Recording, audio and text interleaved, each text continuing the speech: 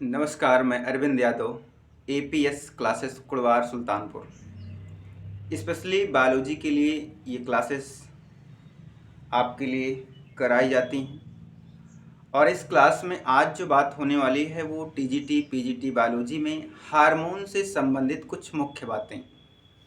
आखिरकार वो हार्मोन जो हमारे शरीर में यानी कि जंतुओं में बनते हैं और उन हार्मोन का फंक्शन क्या है, अर्थात हम ये कह सकते हैं इसका मुख्य बिंदु, जैसे उसकी खोज किसने की, पहला कौन सा हार्मोन खोजा गया और हार्मोन शब्द किसने दिया और इंडोक्राइनोलॉजी क्या होता है।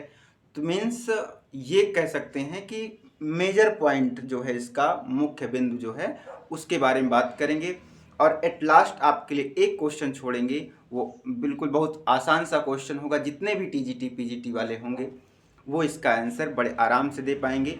आइए बात करते हैं सबसे पहले फैक्ट की। तो अर्थात फादर ऑफ इंडोक्राइनोलॉजी यानी अंतःस्रावी विज्ञान की या अंतःस्रावी ग्रंथ विज्ञान की बात करते हैं तो उसको कहा जाता है इंडोक्राइनोलॉजी। तो इंडोक्राइनोलॉजी के जनक कौन हैं, तो वो उनको कहा गया है थॉमस एडिसन को अंतःस्रावी ग्रंथि का जनक माना जाता है। ठीक है, ये नाम बिल्कुल याद रखिएगा, थॉमस एडिसन। तो दूसरी बात करें, सर्वप्रथम हार्मोन शब्द का सर्वप्रथम उपयोग किस साइंटिस्ट ने किया था, और उनका नाम है भाई स्टारलिंग। 1902 में स्टारलिंग के साथ एक लोग और हैं, वायलिस हैं।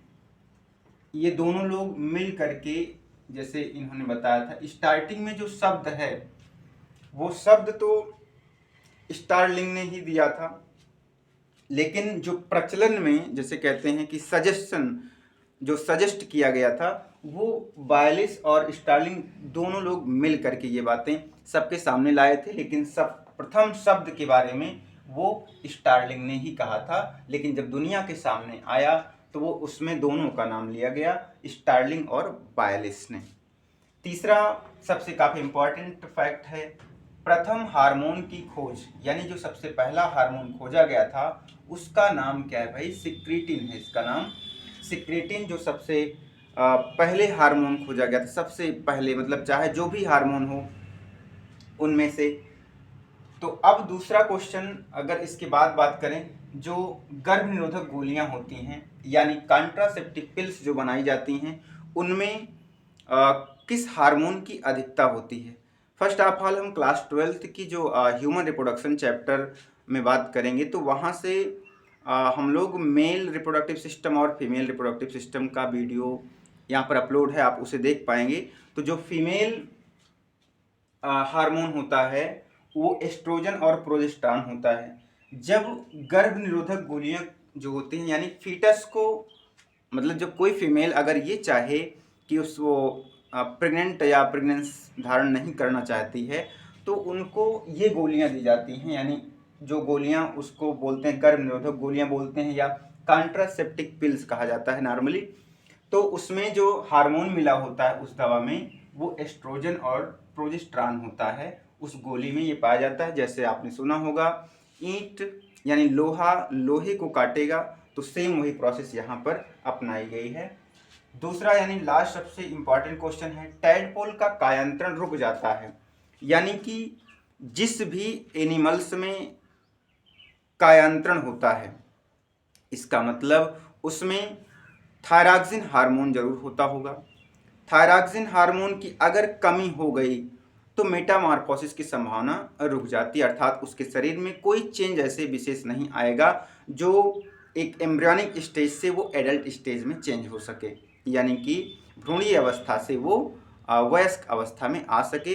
अर्थात जिस जंतु में मेटामॉर्फोसिस यानी कि कायांतरण होता है तो इसका मतलब उसमें लार्वा बनता है, या फिर दूसरे शब्दों में कह सकते हैं जिसमें लार्वा होता है उसी में मेटामॉर्फोसिस अर्थात कायांतरण होता है। जैसे ह्यूमंस में मेटामॉर्फोसिस नहीं होता अर्थात कायांतरण नहीं होता। तो इस बात को समझने के लिए हमारे आप पिछले वीडियो में इसको जरूर देखना पड़ेगा।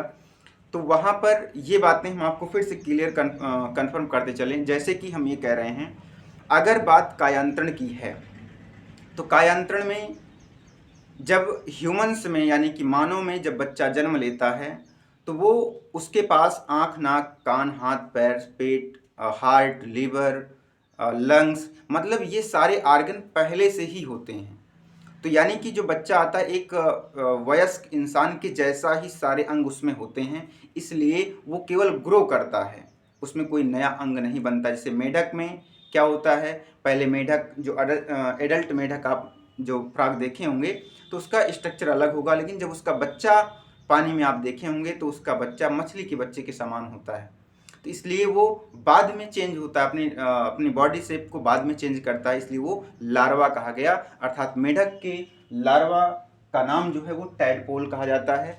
तो टैडपोल का कायांतरण रुक जाता है यदि उसके अंदर थायरॉक्सिन हार्मोन की कमी हो जाए। अगर थायरॉक्सिन हार्मोन उसके पास कम हो जाएगा तो वो मेढक का बच्चा वो मछली के बच्चे की जैसा ही दिखेगा। फिर नेक्स्ट क्वेश्चन आपके सामने काफ़ी इंपॉर्टेंट, और इस बात को मैंने शायद शॉर्ट वीडियो में डाला था एक बार जरूर, तो यहाँ पर आप ध्यान दें, मेढक बनाम टैडपोल, यानी मेढक और टैडपोल, मेढक पेरेंट्स है, टैडपोल उसका बच्चा है, कहने का सेंस है और सही भी है। तो किसकी इंटेस्टाइन जो है, मतलब मेढक की या टैडपोल की, किसकी आंत जो है वो लंबी होती है और क्यों होती है, इस बात का आप आंसर कमेंट में ज़रूर करेंगे कि मेढक की आंत लंबी है तो क्यों है, अगर टैडपोल की आंत लंबी है तो क्यों है, क्या ये जो है न्यूट्रिशन से संबंधित है, अगर कोई आमनीबोर है या कार्निवोर है या हर्बीवोर है। हर्बीवोर अगर कोई होगा तो उसकी जो इंटेस्टाइन होगी वो लंबी होगी, अगर कार्निवोर होगा तो हो सकता है उसकी आंत जो है इंटेस्टाइन है वो कुछ छोटी होगी। तो अब आपको इतना ट्रिक मैंने बता दिया किस तरह से आप इसको कह सकते हैं, तो आप समझ पाएंगे।